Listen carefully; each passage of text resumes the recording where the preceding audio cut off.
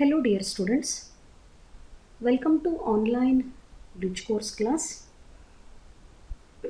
In this video, I am discussing about the chromosomes. What are chromosomes? Where they are present? What is the function of chromosome? And what are the contents that constitute the chromosome? So moving to the definition of chromosomes. Chromosomes are microscopic thread-like structures. They are part of the cell and they carry hereditary information in the form of genes.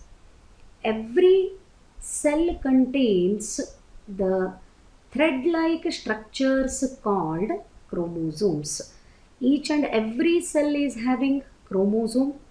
The function of the chromosome is to transfer hereditary information from parents to the offsprings. Offsprings means children anta artha. Makkalu anodakke biological term is offspring. So chromosomes are vehicles of heredity. Very simple definition. The chromosome is called vehicle of the heredity because it is carrying the hereditary information from parents to the offsprings in the form of genes. Then question is, where do these chromosomes are present? Chromosomes are present in bacteria. Chromosomes are present in plant cell. Chromosomes are present in animal cell. Even chromosomes are present in fungi and algae also. The chromosomes in eukaryotic cell, in case of eukaryotic cell, the chromosomes are present inside the nucleus. In the first bridge course video, I explained about eukaryotic cell. The cell with well-defined nucleus. If this is the cell, if the cell contains well-organized nucleus, then the cell is called eukaryotic cell. In the eukaryotic cell, the nucleus contains many thread-like structures. They are nothing but the chromosomes. Then what about prokaryotic cell? In prokaryotic cell, the nucleus is absent. If I draw the structure of bacteria, the nuclear membrane is absent and this is the chromosome. So in prokaryotic cell, the chromosomes are present in the cytoplasm because the nuclear membrane is absent. And remember, the chromosomes are carrying the hereditary information from the parents to offspring, whichever is the organism. That doesn't matter. Whatever the characters are present in the parents, those characters are transferred to the offsprings with the help of chromosomes. That is why the chromosomes are called hereditary vehicles. Actually, chromosomes contain the genes and genes are responsible for hereditary characters. The child is always resembling mother and father or even grandparents also. That similarity between the parents and offsprings is transmitted through the genes, and these genes are located on the chromosomes. The function of the chromosome is to bring the genes from parents to offsprings. Hence, the chromosomes are called hereditary vehicles. Then moving to the next one. Chromosomes are made up of the two important structures. One is DNA and another is protein. Chromosomes are made up of DNA and protein. When both of them combine with each other, it is called chromatin. Here is the structure. The same thing I explained. This is a cell. and in the cell you can see the well organized nucleus. Therefore, this cell is example for eukaryotic cell. Then in case of eukaryotic cell, the chromosomes are present inside the nucleus, and here inside the nucleus you can see the X-shaped structures. They are nothing but chromosomes. This is one chromosome which is enlarged, and here you can see the thread-like structures. In the definition itself, the term is used, thread-like part. These thread-like structures are made up of DNA and protein known as chromatin. When this chromatin is expanded or the structure of the chromatin is enlarged, this coiled thread-like structure you can see, this is nothing but DNA. So what are the highlights about the chromosome, or what are the terms that you need to remember to study the chromosome? Chromosomes are present in the nucleus of eukaryotic cell, and chromosomes are present in the cytoplasm if the cell is prokaryotic cell. The chromosomes carry minute structures called genes, and genes are responsible for the hereditary transfer from parents to the offsprings. But genes are carried from parent to the children with the help of chromosomes, hence chromosomes are called hereditary vehicles. The chromosome is made up of DNA and protein. The DNA and protein are arranged in the form of thread-like structure known as chromatin. So let us elaborate these two terms which are forming the chromatin fiber. DNA has negative charge, or the DNA molecule exhibits negative charge. What is that DNA? Deoxyribonucleic acid. This is the main material which is forming the genes. Every term is connected to one another in whether it is biology, it is chemistry, or it is physics. So basic knowledge of the terms is very important for proper understanding of the subject. The DNA itself represent a gene, a short segment of DNA. If I draw the DNA here, this short segment of DNA, this is short segment of DNA, and I can call this as gene. And where do these genes are present? The genes are present on chromosome. The genes are present on the chromosome. Let us mark the chromosome. This is the chromosome. It appears like this under the microscope, and on the chromosome the genes are located. So let us mark the genes on chromosome. Here is one gene, here is another gene, one more gene, another gene. You believe it or not, in the human body we have totally 46 chromosomes, and every chromosome can be numbered as 1, 2, 3, 4, 5 like that up to 46. First of all, chromosomes are microscopic structures.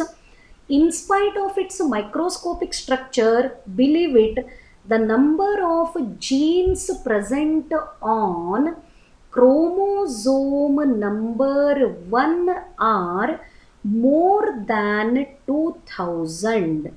Believe it, this is the discovered information about chromosome 1. First of all, chromosome itself is a microscopic thread-like structure. Here you can see what is the length of that chromosome. In that case also, the chromosome number 1 in humans, it contains more than 2000 genes. Then imagine what is the size of a gene. The gene is represented by short segment of DNA, and these genes are located on the chromosome, as the chromosome is made up of DNA and protein. The DNA molecule exhibits a negative charge due to the presence of phosphate group, and the proteins exhibit positive charge. The protein molecules exhibit, specifically the histone proteins, they show positive charge because of opposite charges. The DNA and proteins attracted by each other and they wrap to form the chromatin fiber. Here this ball like structure represents histone protein and this thread like structure represents DNA. When protein and DNA combine with each other, it produces the chromatin, and chromatin later gives rise to the formation of the chromosomes.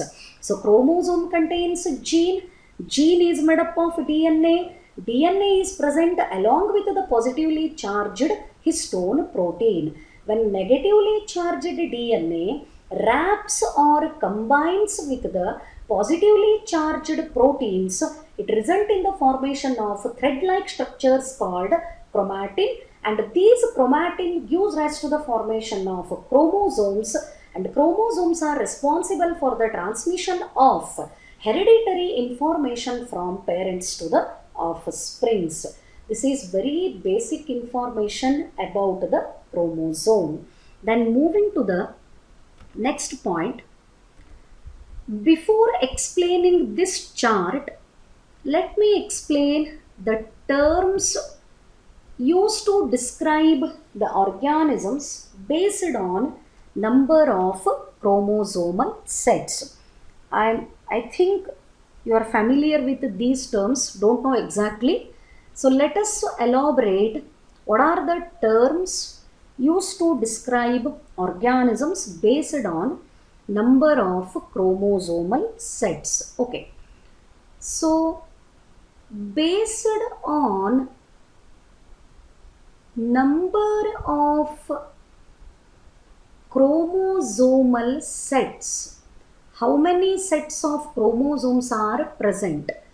The organism or any cell, it may be a cell or it may be an organism, it may be haploid represented by small n, or it may be diploid represented by 2n.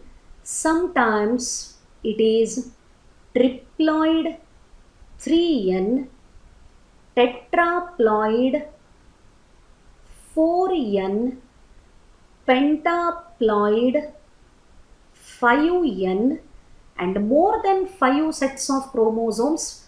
General term used is polyploid.